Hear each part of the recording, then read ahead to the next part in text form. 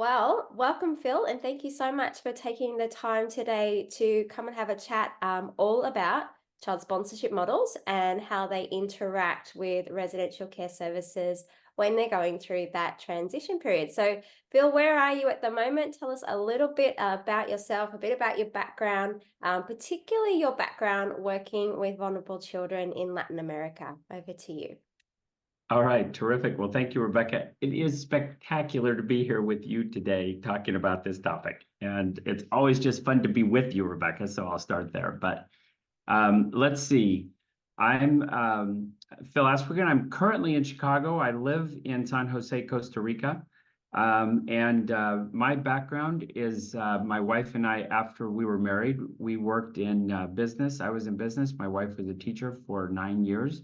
And then we decided to move to Latin America and begin working with children. And we did what you're supposed to do, or we thought you were supposed to do, which was we became the directors of an orphanage.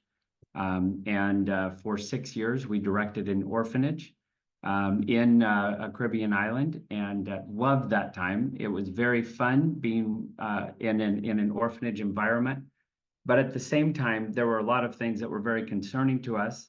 Some of the long-term statistics about what would happen to kids long-term growing up in orphanages, the fact that all of them had families that were wanting to visit them was a huge surprise and shock to me. The tendency towards institutionalization, as much as we wanted to fight against it, it just naturally happened. And we were surprised there wasn't a broader spectrum of care.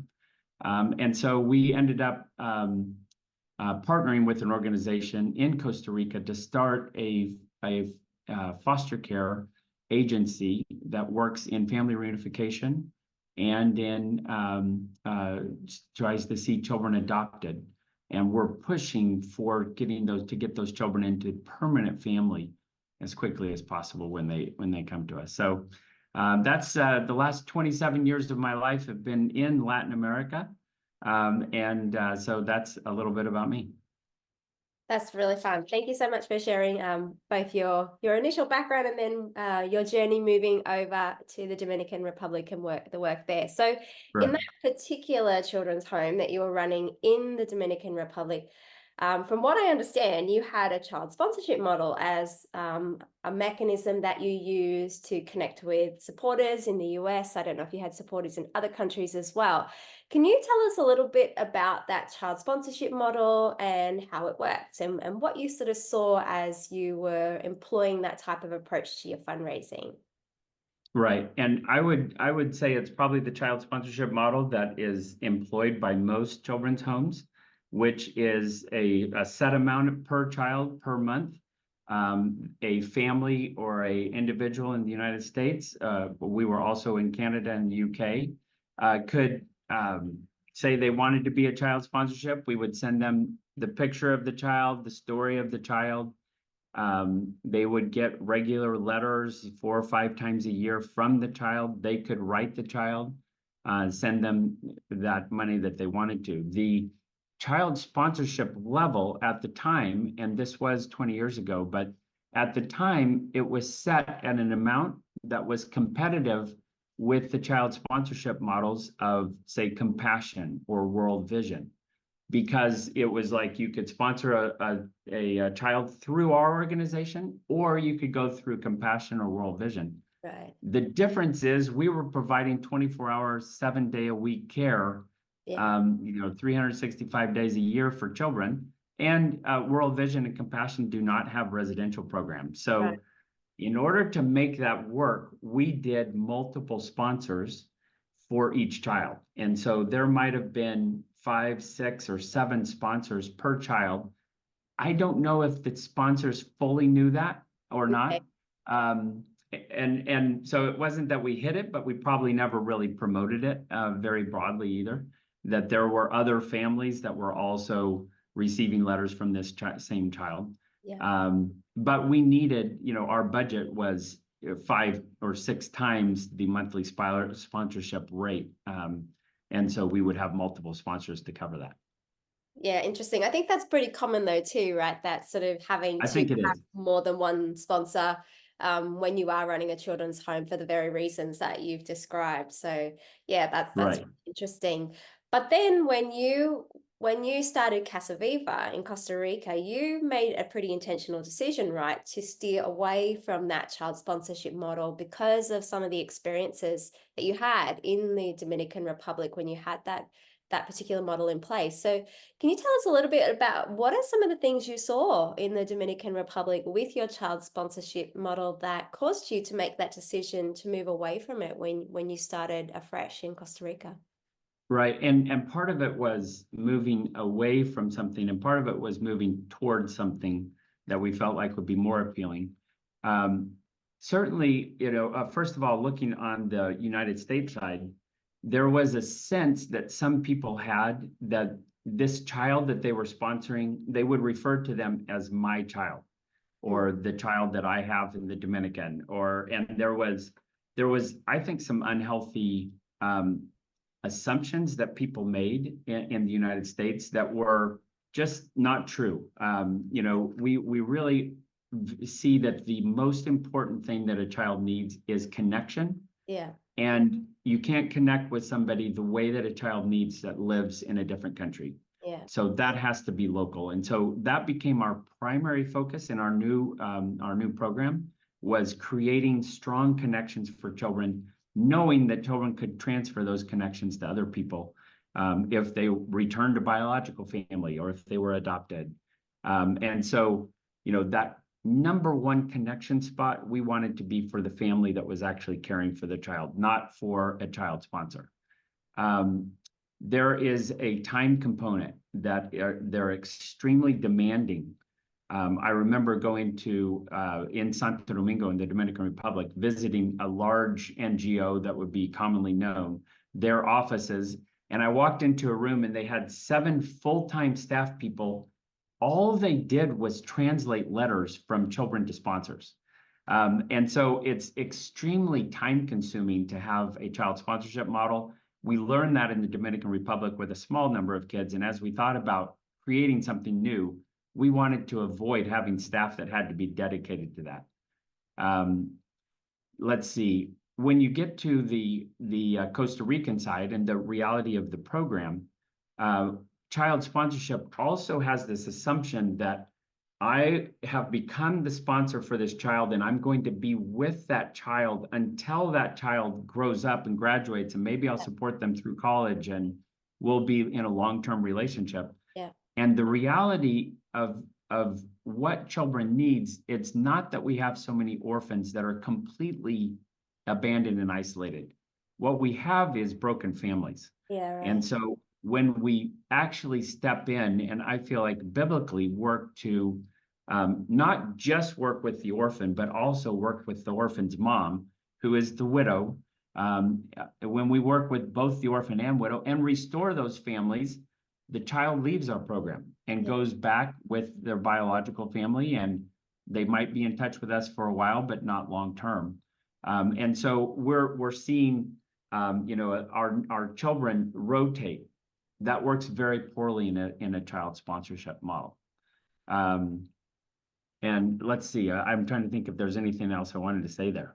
What about well, let's pick up on that thread about the rotation works poorly. Who does it work poorly for, and in what way?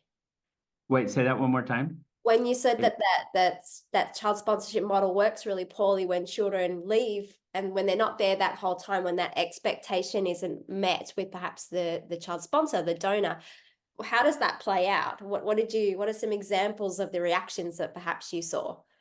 Yeah, well, so I remember my first experiences with reunification, and this is back in the Dominican Republic.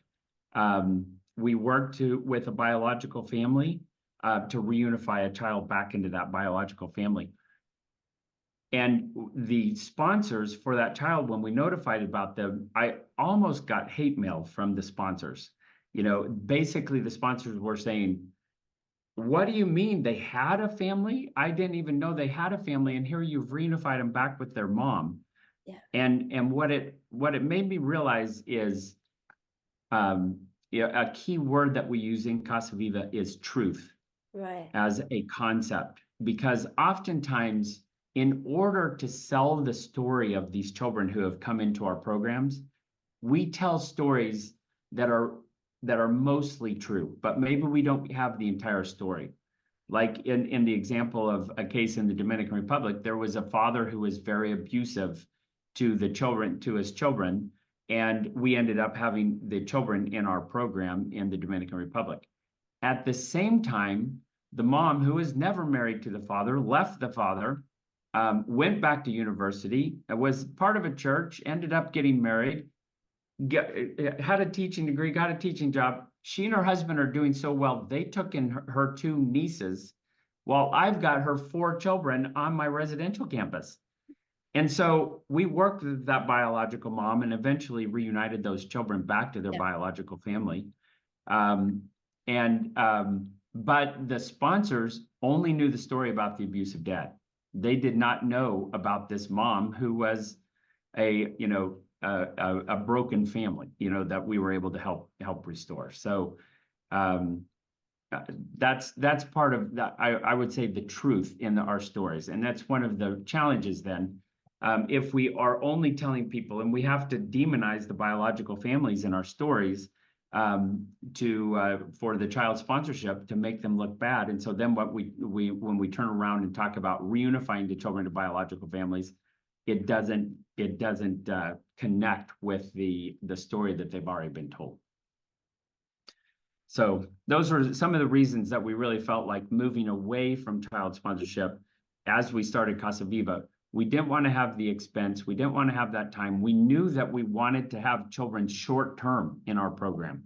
Yeah. And it wasn't that we were so focused on children. We wanted to be focused on families as well, and supporting foster families, and then supporting biological families and extended families, and then adoptive families. So we moved away from that model as we started Casa Viva. Excellent. That's really insightful, some of those reactions. And I think you're right. It's almost like a child sponsorship model because it has such a history in Western countries. It's been a long-standing fundraising model for, many people who come to connect with these overseas programs through their local churches. It's been heavily promoted in those spaces. And so there's a degree to which when we enter into a child sponsorship arrangement, we're bringing a whole lot of assumptions with us, aren't we? It's not just necessarily what's in front of us in terms of that program or that particular set of information. We bring a whole lot of assumptions with us that also potentially shape that narrative and the mindset that we then have towards that child, and what should or shouldn't happen perhaps in their future as well as a result. So for you, you've done a lot of coaching. You've had your own sets of experiences in both of those countries, but then you've had a really amazing opportunity to bring a lot of that knowledge and coach and mentor other children's homes and directors and staff in other children's homes who are going through the process that we all refer to as transition, which we know means that process of changing that model of care from a residential model of care to a model that supports children to grow up in their families or in family-based care, accessing the support and the services they require in the community. Correct. So when an organization is going through that transition away from residential care, based on what you've seen in your own experiences, but also in coaching or other organizations, how can child sponsorship models sometimes impact upon that transition process? Yeah, so I think it's huge. I mean, if your primary funding is child sponsorship, and all of a sudden you have multiple reasons why child sponsorship is not a good model, it means you need to think about new ways to fund your organization.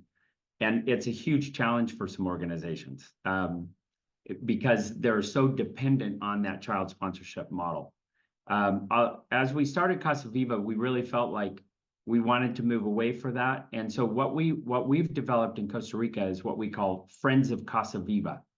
That is that same type of monthly donation, the recurring donation, but instead of connecting the donor with a single child, we're connecting the donor with with the idea of caring for children and families, and with the program that Casa Viva is doing. Then what we'll do is on a monthly basis, instead of sharing with them an update about their child, we're sharing an update about a child. And every month the child is different. And that allows them to see the breadth of the different types of solutions that are out there. When you're working in a children's home, it's a one-size-all-fits solution. So here's our children's home. You can come to us and stay for until you turn 18 or run away or get pregnant, something like that. But in a family-based care model, your solutions become as diverse and varied as the children that you have in your program. If you have 60 kids in your program, you need 60 different solutions because there's no two children who are the same and no two children who have the same story. This one is able to be reunified back to mom, and this one goes back to grandma, and this one has to be declared an abandonment and ends up being adopted. And because of the way that we do the Friends of Casa Viva program, you're able to present the different stories on a monthly basis to those families, and so they begin to get a feel for the true needs of kids, who the children actually are, what they need, what the possible solutions that are out there for them, and can do that. So that's just to share a little bit about the program that we developed as a response to child sponsorship, and that would be one prong of a fundraising effort. There'd be events and kind of single time gifts. There'd be the monthly donors, and then there's the larger gifts that may be from corporations, in our case from churches, and then the major donors at the top of that pyramid. But in that category of kind of monthly recurring donations that has been child sponsorships, what's worked for us is the Friends of Casa Viva program that allows people to engage in a monthly way, but without creating that direct link to a child. Right, that's really helpful. We actually had a very similar experience when I was with ACC International, and we made a shift that sort of mirrors a lot of what you're talking about with that change from individual children to sponsors being able to hear about different children within the program and see the different pathways and options, just as you're saying. And not only did it help deal with some of those potentially unhealthy framings of parent-child that we know isn't really reflective of reality in a child sponsorship model, but it also, as you suggested, it really brings to life the different outcomes for children, and that there isn't just one outcome, and that we're pursuing these different options and they can all have really positive benefits for children. So yeah, it's really interesting that you had similar experiences and that you created a similar model also in response to some of your learning around child sponsorship. So what about, let's go back to some of the coaching and where you're drawing all this learning together and then advising these other organizations. How do you advise them when they may have a child sponsorship model in place and you're about to go or about to coach them through that process of transition? How do you advise them as to what to do about that child sponsorship model, how to engage with their donors, and maybe if you've got some examples of some of the really tangible reasons why you might need to do that when you're going through a transition specifically. So in other words, how can those relationships between a sponsor and a child sometimes actually potentially interfere with that transition process? Right. And you used the phrase, and I'm trying to think what it was specifically, but that it can be inappropriate, some of those relationships, and so protecting against that, I think, is a good reason to do it. Now, what we've done is, for the most part, we help organizations develop a strategy to make that transition. There is generally great fear because the child sponsorship model is institutional. It's an institution. It's what they've always done from day one, back when the founder, who is considered a saint, started the program 20 or 50 years ago. They did child sponsorship, and that is their lifeblood. So there's great fear going into it about how they'll be able to transition it. And I have some organizations that I've worked with where it's a little bit small. They're oftentimes smaller. It's maybe not quite as institutional. And they have just made a blanket switch from child sponsorship towards the type of program that we've talked about, friends of the ministry, as opposed to a direct relationship with a child. Other programs have grandfathered in child sponsorship, and we say there's not a one size solution, fits all solution in this space either. In the same way that we say that if you have 60 children, they're going to need 60 different solutions. If you have 5 orphanages, you're going to need 5 different transition plans, because there's not a one size fits all. You really have to look at your organization, what the history is, where you're headed, what that's going to look like. And so I have seen organizations that have grandfathered in child sponsorship. And so they say, our new donors that are coming in, we're going to put into this new program, and we're going to have a transition time. And as these children grow up, and we're going to discontinue that program. So different organizations have done it different ways. But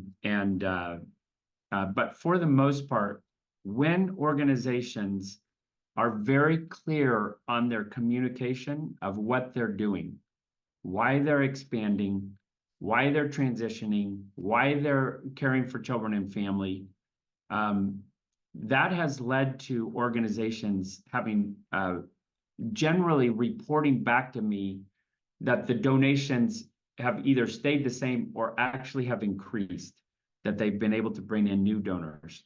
So it has not been, the fear is, if we get rid of child sponsorship, we're going to lose donors. But the reality has been, when they communicate well, the reasons that they're doing it, they're able to transition those donors to the friend status, as opposed to a specific child sponsor, and have done that with success. And oftentimes even increasing their donations as they've clarified that communication.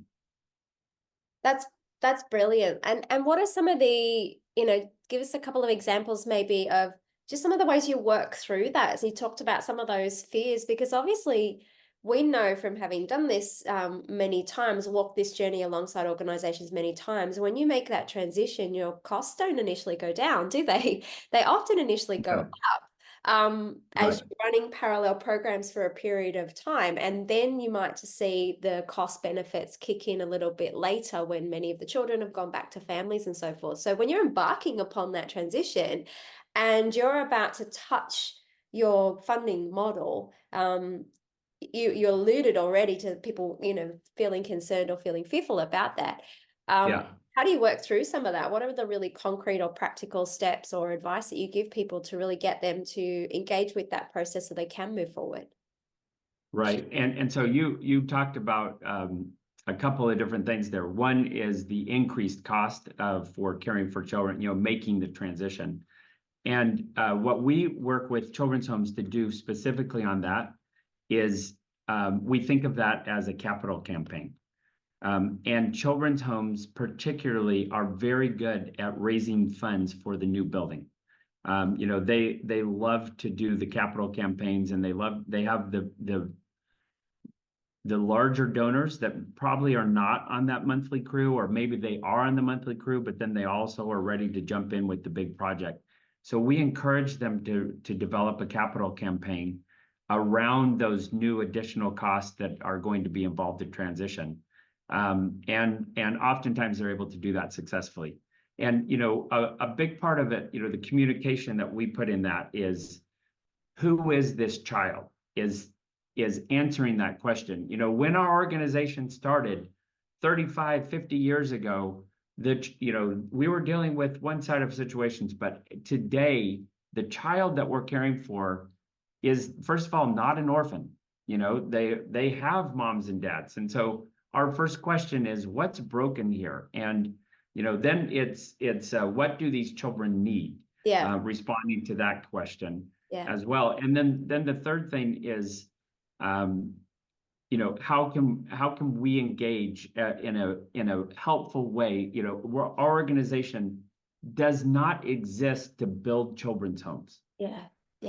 That's not why we're here. It's not about, we don't exist to build and fill children's homes. We exist to care for children well. And so if we can help the children's homes make that mental shift from saying a children's home, an orphanage is not our mission. Our mission is caring for children well. As soon as they're able to make that switch, all of a sudden it gives them great freedom to think, that means we can develop any kind of program that the children need. And if we really ask that question, who is this child? What does this child need? Then we can respond to it with a whole range of programs, from family reunification to extended family to adoptive families or foster families or family preservation to prevent the separation in the first place. So it allows them to think of themselves creatively, as many organizations have done, internationally, both in Western countries as well as in countries around the world. And so they can begin to think that way. So we try to help them develop a capital campaign around that for those initial costs, so they can overcome that hump.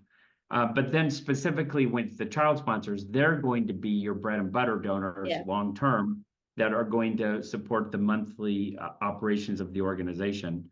And there again, we go back to it. So there's great fear. Is this going to work?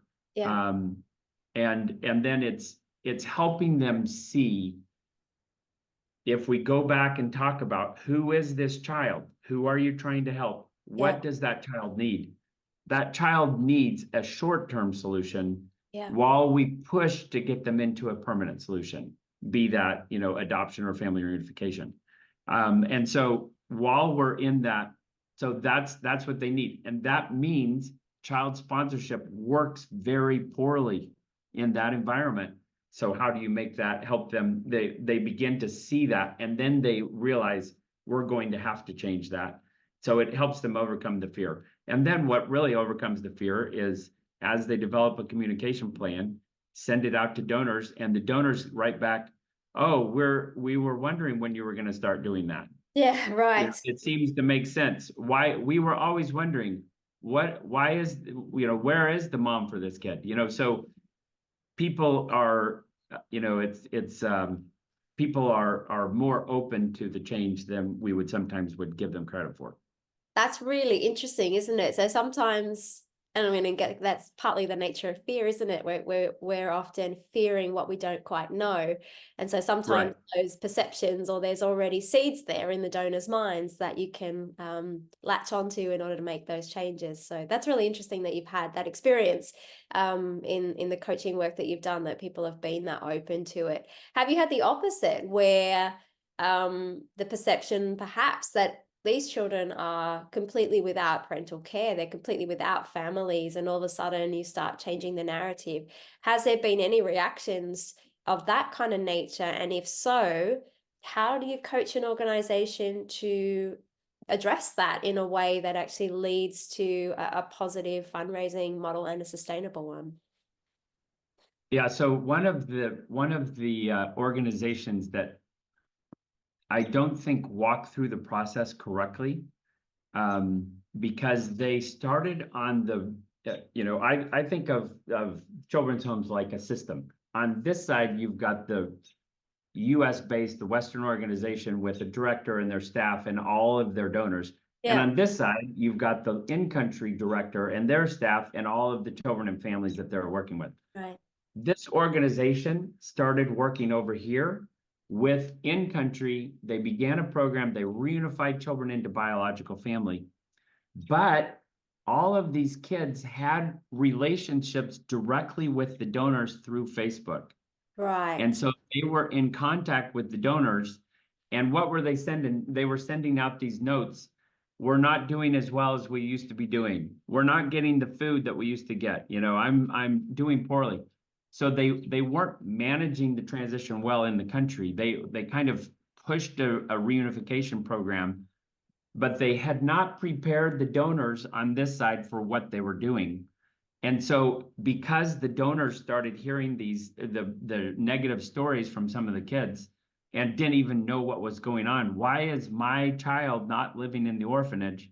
That when they did not communicate that well, it led to problems, and they ended up they had other issues that complicated this, which included the executive director. There was a changeover, some staff that had been in country and were not in agreement with the idea of transition, had come back to the States and were negatively speaking about it with some of the donors. So that was a perfect storm that they ended up losing donors in that process. And it's interesting, my brother is actually a fundraising professional. So I was talking with the director of that home, and I asked, and so we were asking the question, do we go back to those donors and try to get them back or not?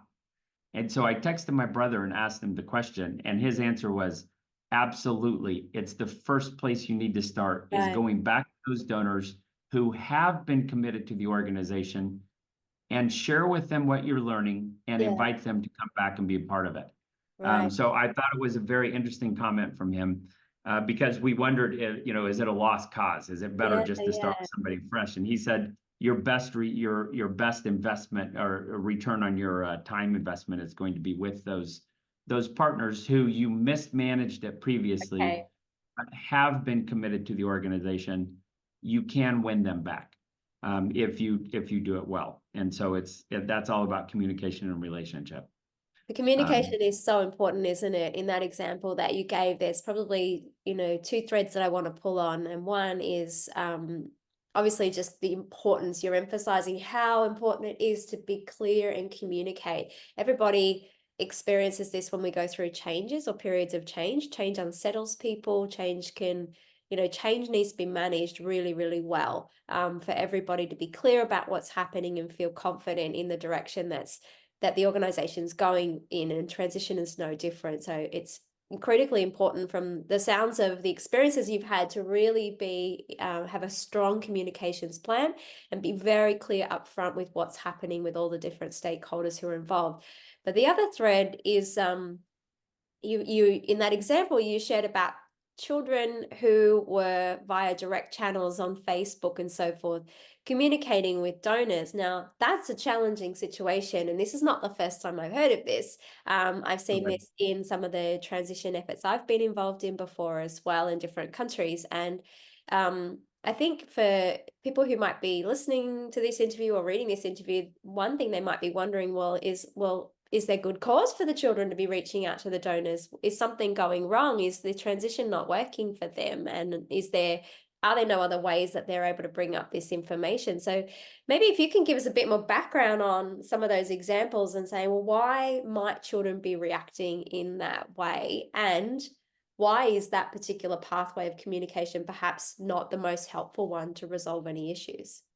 Right. So, I mean, this goes back to some of the things we were talking about at the beginning about the challenges of child sponsorship in general. In the I don't know when it was developed, let's say 1950s, 1970s, when they were developing child sponsorship models, the world was a big place, and today it's a very small place. And today, we're doing this interview. You're sitting in Australia, I'm sitting in Chicago, and we're doing an interview together. And it's just a different world than it was years ago. And it's another challenge of child sponsorship, because children, it was something we saw even with visiting teams that come to the children's home. The children are manipulate. And they look at the team members as, what are you going to give me?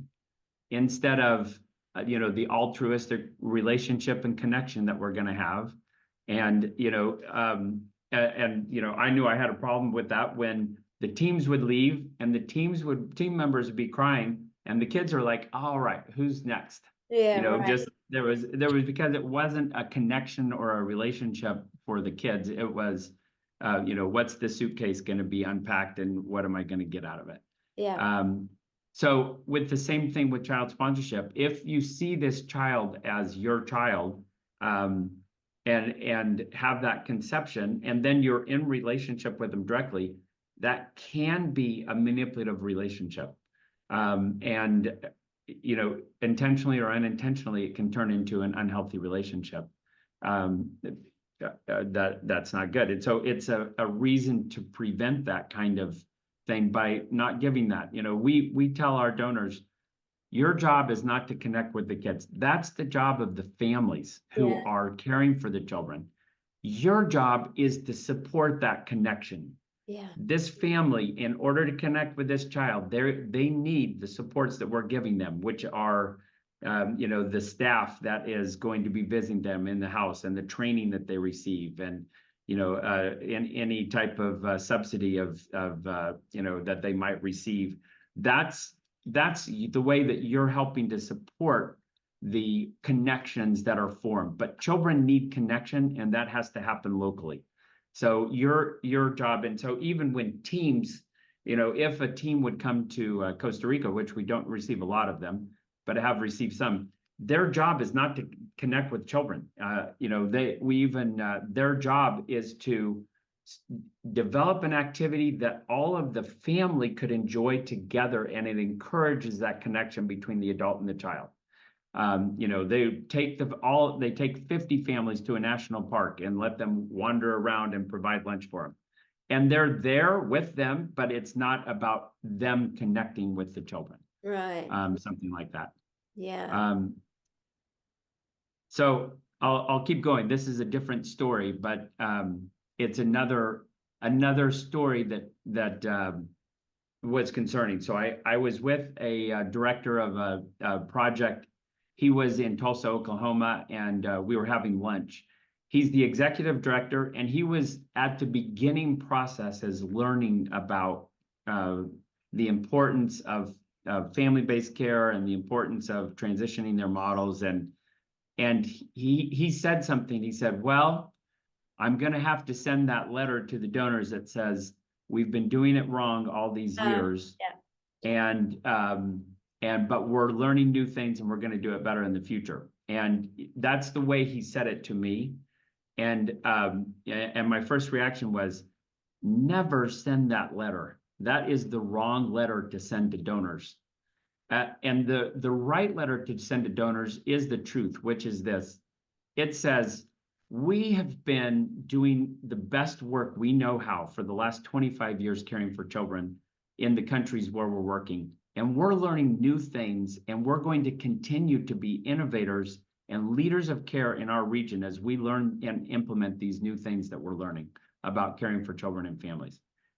One of the things that we don't want to do is demonize the children's home, demonize the directors of the home that, you know, that are running the projects, and do the same for the sponsors who have been supporting all these years. That's the wrong way to win over those people and bring them to along in the new model. Yeah. The right thing is to say, when no one else was working in this rural village in Kenya, we were the ones who stepped in and were caring for children. And now we're learning some new ways that we're going to care for them even better. Yeah. That kind of messaging says, hey, we can celebrate the past, celebrate the good things that did happen, and we can get even more excited about the future and move forward with that. That's a message that's much more appealing. You know, that's the message that I send to boards and to directors of organizations and staff. But as we write our letters to our sponsors and the donors, that's the type of messaging that we want to send to them as well. Yeah. Celebrate the past and get more excited about the future. And that's so important too, because again, coming back to the change management element of transition, that instills confidence. Whereas the opposite message undermines that confidence. And when people lose confidence, then they start to overreach. They'll start to step in and try to play roles in providing solutions that perhaps cross some of those boundaries. And I've seen that in the intersection between that kind of messaging and child sponsorship models before, where an organization has said exactly that to their donors, to their sponsors. We have done the wrong thing. We have just worked this out now. We've understood that the model we employed was not the right one. we've learned that there's some things going on in this organization that we weren't otherwise aware of, and we're now going to make this change. And all of a sudden, their donors feel really uncertain. They feel destabilized. And then on top of that, they started having the children reaching out directly to donors who had come over on visits, who had connected on Facebook, exchanged details, things like that.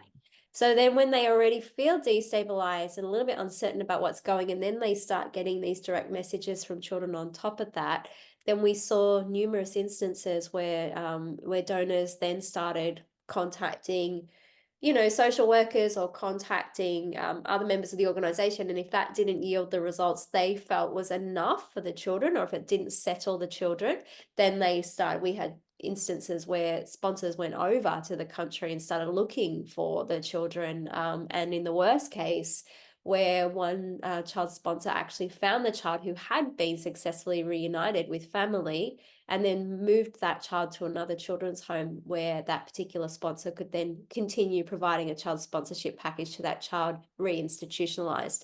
So that's an extreme example, but it's a real example. Yeah. And it really does highlight some of, at its nth degree, how some of these problems can play out and really have serious consequences for the children and the families who are at the heart of it all. So I think it's really, the examples that you've given really highlight the important keys to communicate effectively, have a strong communication plan, promote this in a positive way, celebrate the past, but be clear about where you are going in the future, bringing people along on that journey. In doing that, if you do all of that, but you do recognize that your starting point for transition is that you do have sponsors who have direct relationships with children, and that direct contact may occur as that child is being reintegrated back with their family or placed in family-based care. Is there an additional piece of advice that you could offer from your experience to organizations who might be in that situation to say, how do you manage that particular dynamic in the context of having a broader communications plan, positive messaging? Yeah, so your horror story makes me think of an organization that I worked with here in Illinois. And it was the type of thing where the US donors felt like they were in that primary connection role with the children. And it was an organization that had very affluent donors who would travel multiple times a year to the country where they were working to visit the children. And they felt like they were the primary ones responsible for connecting with the children.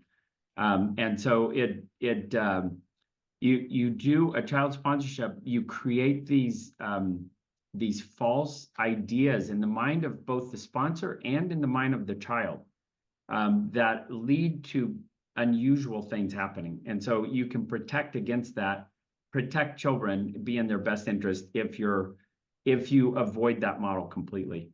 The word that we used in the Dominican Republic for sponsorship, we would tell the children, you have a padrino in the United States. And that word padrino gets translated the word is actually godfather.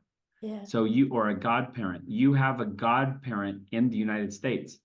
And in a very Catholic country like the Dominican Republic, having a godparent meant something significant. It was a very different connotation in the mind of the child than it was in the mind of the donor who thought of themselves as a child sponsor. But there's a godparent is more of a church assigned role of someone who is going to step in on behalf of your parent when you're not able to. And it leads to people doing unusual and crazy things. And people do unusual and crazy things. So protecting against that and helping them see your role is to support the connection that's happening between family and child, as opposed to being the one that is the solution for that child. I think that can be avoided. All right. I didn't answer your question. I told a nice story, but it had nothing to do with your question. So tell me again, what was the question? So the question is prevent it if you can. move away from the model if you can, but if you're already there, if you already have it in place and you're going to transition and you know that some of the children in your care have direct relationships with donors and they may well be reaching out, or they may well reach out if they feel a little bit unsettled throughout the process, they may well reach out directly to these sponsors overseas. How do you manage that when you are coaching an organization through a transition so that children are Yeah. safeguarded, their reintegration process and their placements are safeguarded, and donors don't end up overreaching out of the best of intentions? Yeah. So I would start by kind of diving into the specifics of the program and talk about numbers of donors and what kind of relationship does the staff have with the donors, and are they all in remote states or are they all local? Yeah. And do you get them together at an annual fundraising dinner where you're going to see 75% of those donors, or is it all going to be communication by mail? So I would really try to understand the specifics of some of those donor relationships, because when you dive into it, the strategy begins to come clear as you think about how can we make a communication plan that's appropriate here. Then you're also looking at this, in this movement, I call this whole movement, instead of calling it deinstitutionalization, I call it the personalization of care, because you're really looking at stepping in with each child to understand their situation and what's the best alternative for that child long term. And you're beginning to look at biological family, and you're beginning to look at extended family first, before you consider either declaring them an abandonment for an possible adoption, or considering the possibility that this child, their best solution might be staying here for the next 3 years until they are able to go to university, whatever it might be. So when you start to look in and specifically focus in and understand who the children are, and then specifically understand the donor and the type of relationship the staff have with the donors, you can help them develop the right plan that works for them. And I generally tend to push towards a blanket change from this model to this model on a certain date that we're going to be doing this, and help the donors understand why. But certain organizations feel like they have certain donors that the way that they're giving is the way they want to do it. And they've been coming once a year for the last 12 years to visit this child, and they do have an actual relationship that they want to continue, and they're going to give to that child. And so then we'll have, okay, well, this group is going to be moving slowly on that process. And as the kids age, we're going to decrease our dependence on that until finally our main program is going to be this. So it's more of a transition. And all new donors are going to come in on the new program. And so we're not going to be doing any more child sponsorships. And so that's what I encourage people to do. That's great. Is take that approach. If you can make the blanket switch, I would make it. Yeah. And if you think you can't, I would still encourage people to try it. Yeah. And if they feel like there's absolutely no way we can, then I would allow them to, like I get the permission to say yes or no. No, that's not what I do. I allow them to do it. No, they have to do what's right for their organization, and feel like they can continue to be sustainable. So, a blanket switch is what I would really encourage. Yeah, great. And is there some, have you had experiences where you've had to provide or coach organizations to provide some information to donors along the way about, if you're concerned, here's what to do, like healthy channels for bringing up concerns so that reactions to those concerns, if they're communicated in other ways, don't end up with unhealthy reactions that impact on children? Have you ever had to employ approaches like that? I am going to begin employing that technique. That's a great way to say it. You're the greatest though, Rebecca. So you always have great ideas. But no, I will. That's a great idea to encourage. Is if you want to talk about this further, we would love to talk about this. Give us a call. Yeah. And we'll share with you the things that we've been learning about who these child are, and these children are today that we're serving, and what those children need, and why we feel like we're going to more of a temporary approach and more of a family reunification approach and family strengthening. So I love that idea, and I will be sharing that broadly. Brilliant. Well, that is certainly the approach that we've had to take before, where we've recognized that that particular organization's starting point has the potential for those, those bilateral channels of communication between children and donors, and Right. where there's signs and indicators that that may start to create some issues along the way or create some upheaval. And so based on some of the learning we've had, we have then chosen in subsequent cases to get in front of that by saying to some of those donors, doing essentially what you've just said, which is map out your landscape and understand where the potentials are in there. And as you said, there can be different donors. You may have 3 or 4 out of 30 for whom that's a potential, and they need to maybe approach slightly differently. And for those, that's where we've then perhaps provided communication to them saying, in the event that this happens and you're worried, here's the contact person, here's who to talk to, here's their supervisor, their case manager supervisor for that group of children. And you can, we want to create boundaries and not say you're going to have a role in that case management process, because you're not as a donor, but there is a channel for you to raise concerns if you feel like there are concerns that need to be raised, and just redirecting that into a healthy way. So that's definitely something we've done in the past in response to learning where it's gotten a little bit complicated, where our child sponsors were intervening in children's cases directly. So yeah, lots of learning. This has been such a great time to dig out some of your learning and dig out all of your wisdom. You're always so full of wisdom and so full of great experiences and so fun to chat with. So I want you to leave us perhaps with your 5 top tips to an organization with a child sponsorship model in place, or considering going down that route. So bring it all together in your 5 top tips. What would you advise them to do when they're looking at going through transition? Right. All right. So here we go. I'm not sure if we'll get to 5, but the first thing in transition is listening to the children. And and this was a big shocker for me when I listened to children.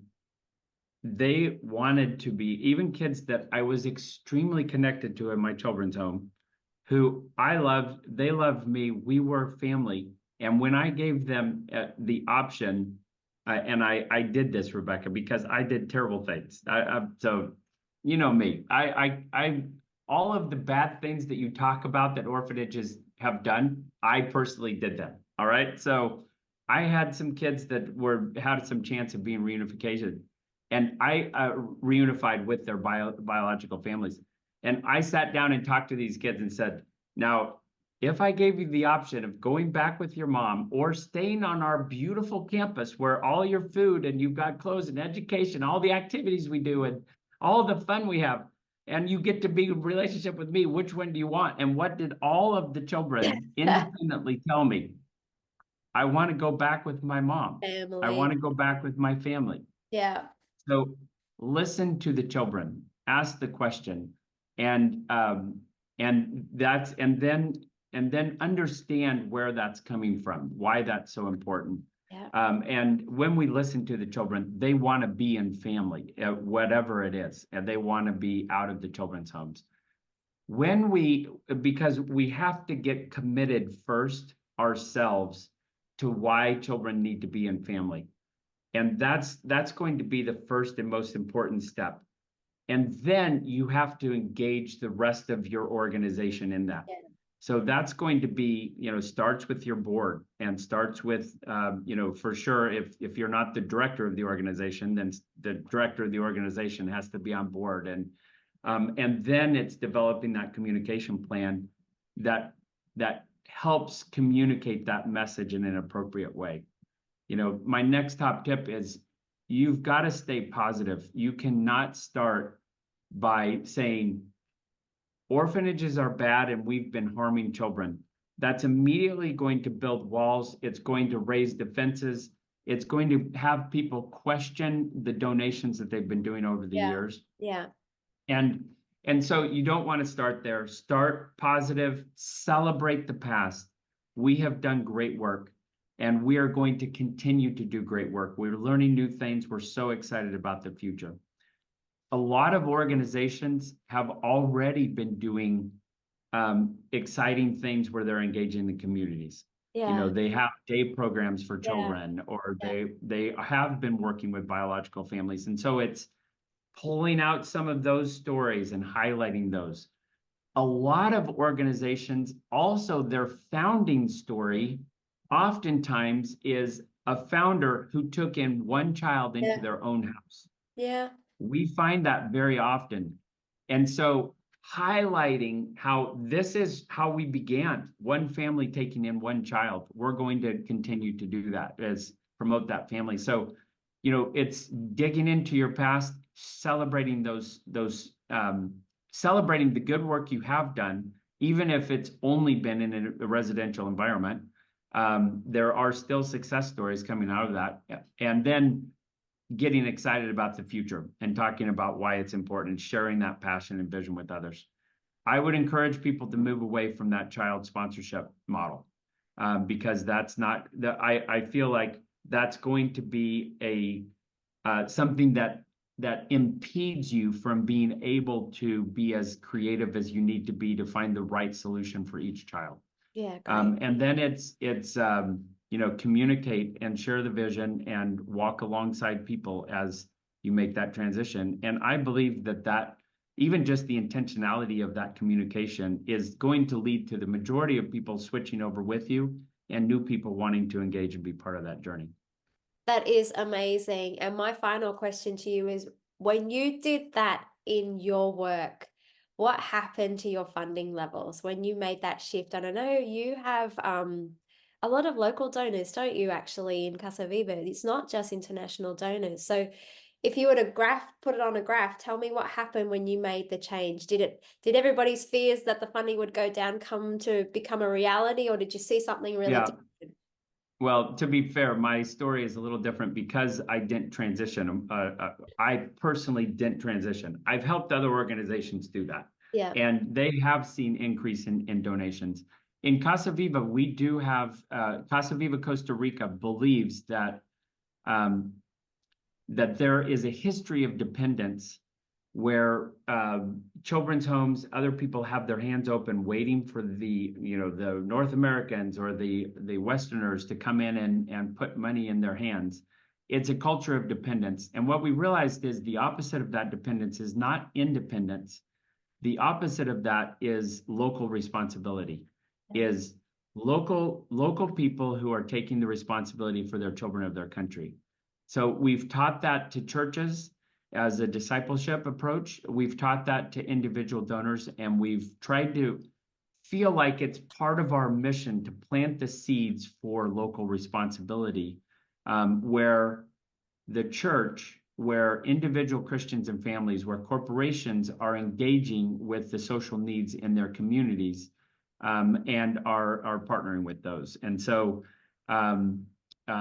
that's what we do with Casa Viva Costa Rica. We have the Friends of Casa Viva program where people are connected not with an individual child, but rather with the stories of a broad range of stories of children. And so we're seeing that work. We are thrilled. Last year, we have a person that is dedicated to this project, and they are raising more than their own salary to manage this program in Costa Rica with Costa Rican donors who are, and so it's a person, she is dedicated just to managing Costa Rican donors through a monthly sponsorship or a monthly Friends of Casa Viva program. And the income is more than paying her salary plus giving a contribution to the organization.